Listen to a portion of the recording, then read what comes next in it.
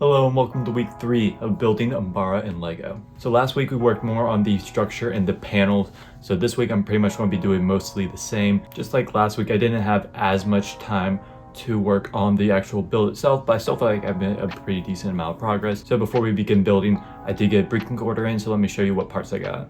Alright, so in this brick order, I got some of these dark blue panel pieces in 1x2s. Now these panel pieces were definitely difficult to find.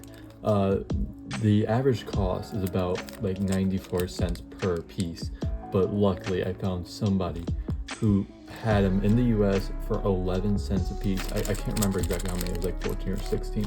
I bought them all, so this should be enough for this entire mod.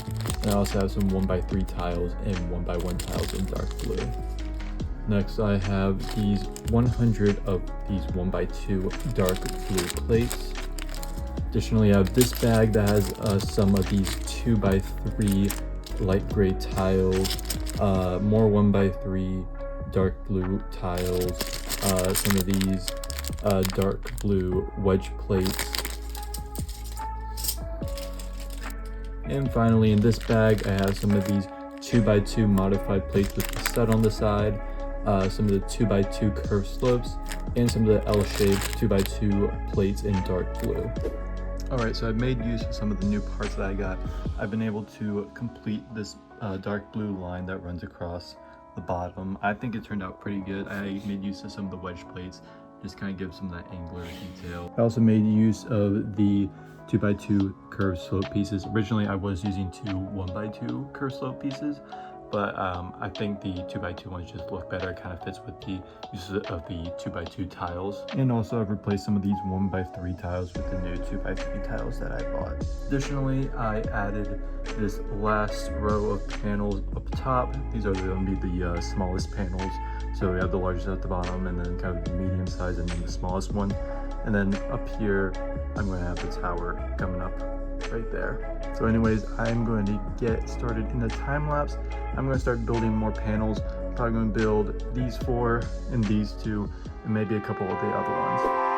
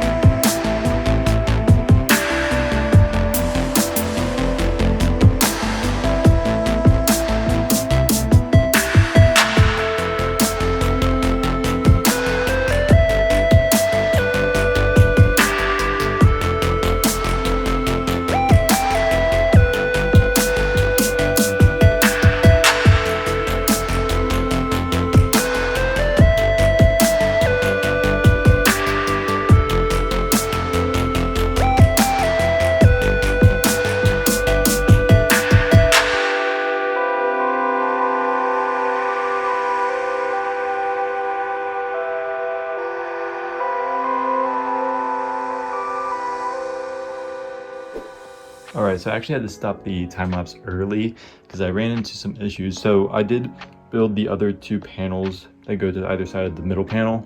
but I was running into some structural issues. So I kind of have it upside down right now. But basically there's too much weight on the panel, so it was kind of pushing it down and wasn't making it align perfectly. So that means I need to work more on the structure, and I need to probably, I'm going to run another one of these kind of half circles that I did like in the first update, like right up there, to pull all of them together towards the center so that they don't kind of hang down because of the weight. So I am going to get back to you once I work more on the structure. All right, so I increased the structural stability of this area over here. Again, like I said, I just did the same kind of half circle as I did on the bottom here. So it just runs around here to half circle. It was a little tricky, a lot of trial and error, but I got it. So this is what it's looking like with all 6 of these panels on at the same time. I think it looks great. Pretty much these are all 100% complete except for these 2 pieces that are going to be needed to be in light gray rather than dark gray. So I am going to next prototype the panels for this top layer, and I'll get back to you when I've made more progress on that. So I've done a little bit of experimenting with these top panels. This one is 100% complete, but this one still needs a bit of work to be done. I just wanted to kind of get an idea of how I'm going to build these upper layer panels. So with this one, I ended up kind of doing this vertical line pattern because like on the actual building, there is kind of a vertical line there that goes from like the tip of the triangle up to the start of the tower. So that's what I was trying to replicate there. Now, once again, you made use of the grill tiles to get some of those small details.